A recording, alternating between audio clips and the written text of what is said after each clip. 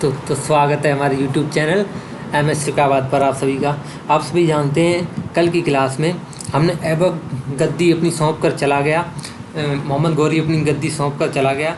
उससे आगे की क्लास को हमने बोला था कि लेकर के आएंगे, तो हम अपनी क्लास को लेकर आ चुके हैं। अगर आप हमारी क्लास में अभी नए हैं तो हमारे चैनल को सब्सक्राइब कर लें, जिससे आपको हमारी लेटेस्ट वीडियो का नोटिफिकेशन मिलता रहेगा। तो आइए हम उससे आगे की क्लास को स्टार्ट करते हैं। जैसा कि हमने आपसे कहा था, हम इंडियन हिस्ट्री की क्लास लगातार लेकर के आ रहे हैं। आज हमारा तीसरा लेक्चर है, जिसके अंतर्गत हम आगे की क्लास को स्टार्ट करते हुए चलो आगे चलते हैं। तो एल्दोज कौन था?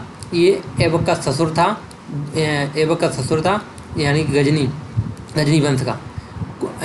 कुवाचा कौन था बनाया गया, यानी सिंध के थे कुवाचा। ऐबक का ये जीजा था कुवाचा।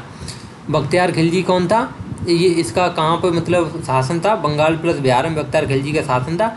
और नालंदा और विक्रमशिला औदंतपुरी तक इसने मतलब क्या कहते हैं इन विश्वविद्यालयों को इसने काफ़ी क्षति पहुंचाई थी। किसने? बख्तियार खिलजी ने। अब देखेंगे हम दिल्ली सल्तनत, यानी दिल्ली में क्या शासन किसने तक कब किसने शासन किया, क्या क्या नुकसान की, दिल्ली में कौन कौन वंश स्थापित रहे, कितने साल तक उन्होंने शासन किया। तो आइए हम दिल्ली वंश को यानी दिल्ली सल्तनत को पढ़ेंगे। तो दिल्ली सल्तनत स्टार्ट करेंगे। तो दिल्ली सल्तनत को जानने से पहले देखेंगे वो उसका समय क्या था। 1206 AD से 1526 AD तक, यानी कि आप देख रहे हैं 320 साल। 320 साल मतलब AD दिल्ली सल्तनत में 5 वंश हुए। 5 वंश हुए दिल्ली सल्तनत में, 5 वंश हुए, जिसमें गुलाम वंश 1206 AD से 1290 AD तक रहा, ये 84 साल तक रहा।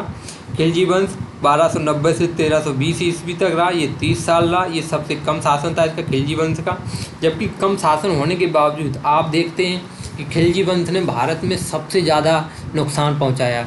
चाहे वो किसी क्षेत्र में देख लो, उत्तर में देख लो, पश्चिम, पूरब, दक्षिण, किसी भी क्षेत्र में देख लो, सबसे ज़्यादा लूटपाट की, सबसे ज़्यादा मंदिर तोड़े, सबसे ज़्यादा लोगों को प्रताड़ित किया। ये सबसे ज़्यादा कम शासन जबकि होने के बावजूद खिलजी वंश ने सबसे ज़्यादा परेशान किया भारत के लोगों को।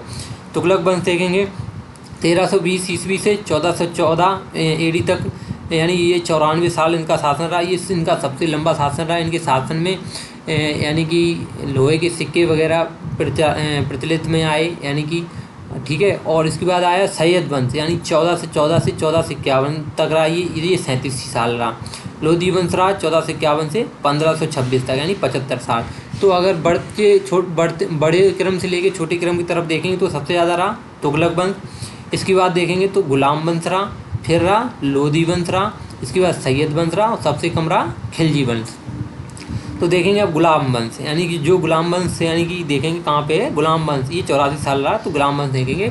गुलाम वंश को ही दास वंश या मामलूक वंश कहते हैं।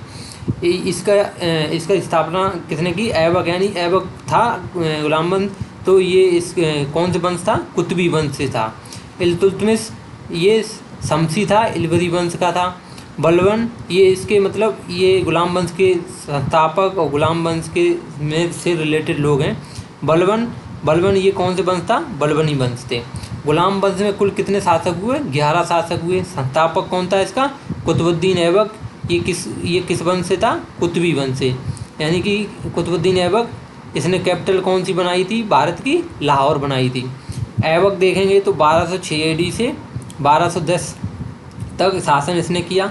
गौरी ने इसे अमीर आकुर बनाया। अमीर आकुर यानी अश्वशाला का अध्यक्ष कहते हैं। अमीर आकुर कहीं पे आपसे पूछ लेता है कभी कभी SSC के एग्ज़ाम वगैरह में कि अमीर आकुर की उपाधि किसे दी गई थी, तो आप समझ जाइए गौरी को दी गई थी, यानी अश्वशाला के से अध्यक्ष बनाया गया। ऐबक के उपनाम क्या क्या थे, यानी अन्य नाम? लाख बख्श, पील बख्श, हातिम सेकंड, कुरान खां। ऐबक ने सिर्फ मलिक और सिपह सलार की उपाधि धारण की। अपने नाम का कोई सिक्का नहीं चलाया, ना खुतबा पढ़वाया। खुतबा पढ़वाने का मतलब होता है कि अपनी वाहवाही करवाना अपने राज्य में, अपने अच्छे बातों को या गलत बातों को बहुत बड़ा चढ़ा के प्रयास करना, फैलाना अपने शासन में, अपने राज्य में। तो उसने क्या किया? उसने यानी कि सिर्फ मलिक और सिपह सलार की उपाधि धारण की। अपने नाम का ना तो उसने कोई सिक्का चलाया, यानी राजा लोग आज जितने आते थे वो सिक्का चलवाते थे, नई मुद्रा लॉन्च कर देते थे, नए नियम बना देते थे। ना उसने सिक्का चलवाया नया और ना उसने खुतबा पढ़वाया अपने नाम का। अब देखेंगे ऐबक के निर्माण कार्य, यानी ऐबक ने भारत में क्या क्या निर्माण किया। कुब्बत उल इस्लाम मस्जिद उसने बनाई, जो कुतुब मीनार के उत्तर पूर्व में, आप कभी कुतुब मीनार देखने जाएंगे तो उत्तर पूर्व में जो मस्जिद हैं कुतुब उल इस्लाम मस्जिद हैं, वो कुतुब मीनार के उत्तर पूर्व में बनाई हैं। 2.5 दिन का झोपड़ा बनाया उसने, जो अजमेर में है राजस्थान में। पहले इसे 2.5 दिन के झोपड़े को ही संस्कृत विश्वविद्यालय कहा जाता था। अगर किसी एग्जाम में आपसे पूछा जाता है कि पहले संस्कृत विश्वविद्यालय किसे कहा जाता था, तो उसमें क्वेश्चन में अगर आता है आंसर कि 2.5 दिन का झोपड़ा अजमेर, तो आप आंसर यही लगा के आइए। पहले ये एक संस्कृत विश्वविद्यालय था, फिर इसको 2.5 दिन का झोपड़ा कहा जाने लगा। अजमेर राजस्थान में ये बनाया। कुतुब मीनार का इसने कार्य शुरू कराया था। पहली मंजिल किसने बनवाई थी? कुतुबुद्दीन ऐबक ने बनवाई थी। दूसरी मंजिल, तीसरी मंजिल और चौथी मंजिल किसने बनवाई? इल्तुतमिश ने बनवाई। और 5वीं मंजिल किसने बनवाई? फिरोज शाह तुगलक ने बनवाई।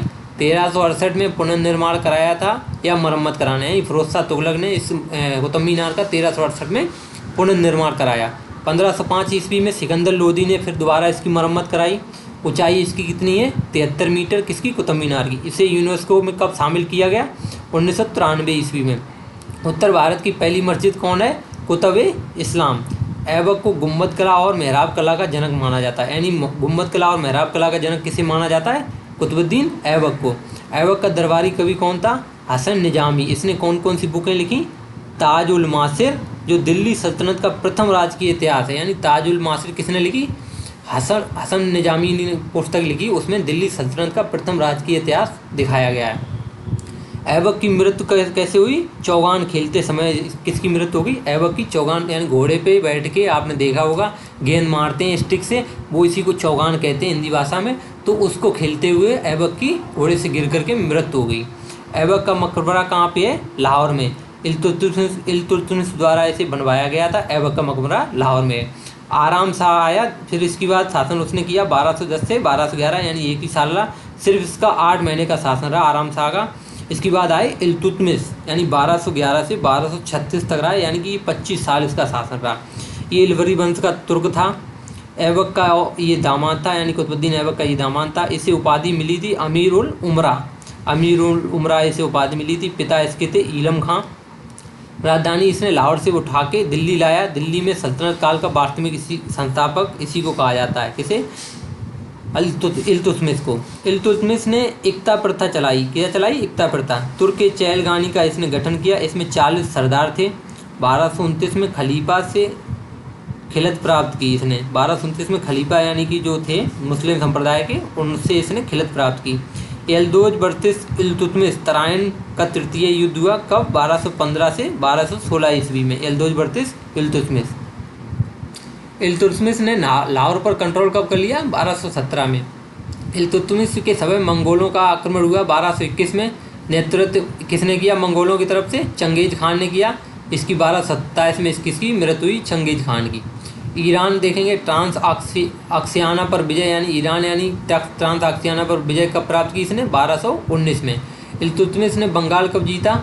1226 में। बिहार का सूबेदार अलाउद्दीन जानी को बनाया, यानी कि इल्तुतमिश ने बंगाल जीत लिया 1226 ईस्वी में। इसके बाद बिहार का सूबेदार कैसे बना दिया? अलाउद्दीन जानी का, यानी कि बिहार का रखरखाव देवनी आप ही करेंगे। 1232 में इसने ग्वालियर जीता। रावल महाराज उदय सिंह जालौर राजस्थान के राजा थे, यानी कि रावल महाराज उदय सिंह थे और जालौर राजस्थान के राजा थे। सुल्तानगढ़ी का मकबरा किसने बनवाया? दिल्ली में इस नसरुद्दीन महमूद की याद में। किसने बनवाया? इल्तुतमिश ने। किसने बनाया? सुल्तानगढ़ी का मकबरा बनवाया दिल्ली में नसरुद्दीन महमूद की याद में। भारत का पहला मकबरा कौन सा है? सुल्तानगढ़ी का मकबरा। मकबरा शैली का जनक कैसे कहते हैं? इल्तुतमिश को। जीतल व टका सिक्के जारी किए। जीतल किसे कहते हैं? कॉपर को। और टका किसे कहते हैं? सिल्वर को। इसके सिक्के, एक सिक्के का वजन होता था 11 ग्राम। किसने जारी किए? ये इल्तुतमिश ने। सिक्कों पर टकसाल का नाम किसने लिखवाया? इल्तुतमिश ने। अब देखेंगे आप कभी, अगर आप इन चीज़ों के बारे में आपको जानकारी नहीं है तो आपको इन चीज़ों के बारे में जानकारी होनी चाहिए। अब हम देखेंगे, हम आपके पास कभी कभी सिक्के आते होंगे, आपने अगर इन चीज़ों को गौर से नहीं देखा तो आप देखिएगा अपने पास। अगर आपके पास 1 रुपये, 2 रुपये, 5, 10 रुपये का अगर कोई सिक्का हो तो आप उसको देखिएगा। जहाँ पे डेट लिखी होती है, यानी कि 1995, 2010, 2020 सिक्के पे लिखा होता है, उसके जस्ट नीचे देखिएगा। उसके जस्ट नीचे एक छोटा सा सिंबल बना होता है। उससे आपको पता चल जाएगा कि वो सिक्का किस साल से निकाला गया है, यानी कहाँ से बन के आ रहा है। तो आप देखेंगे मुंबई में अगर सिक्का बना हुआ है तो उसके नीचे सिंबल होगा डेट के डायमंड का सिक्का बना होगा, यानी डायमंड का सिंबल बना होगा अगर मुंबई की टकसाल से सिक्का बना होगा। हैदराबाद में अगर सिक्का बना होगा तो उसका स्टार बना होगा नीचे। नोएडा में अगर सिक्के बने होंगे तो उसके नीचे डॉट का यानी पॉइंट होगा। कोलकाता में सिक्के बने होंगे तो उसके नीचे कोई सिंबल नहीं होगा। ये सिंबल ऑफ कॉइन्स हैं, यानी कि जिन जिन टकसाल से सिक्के बनते हैं भारत में, उन टकसालों के यानी कि प्रूफ यानी पहचान के तौर पे ये सिंबल दिए गए हैं। अगर आपके पास सिक्का है तो आप भी देखिएगा, यानी मुंबई के सिक्के के नीचे डायमंड, हैदराबाद के नीचे स्टार, नोएडा के नीचे डॉट और कोलकाता के नीचे कोई सिंबल नहीं होगा।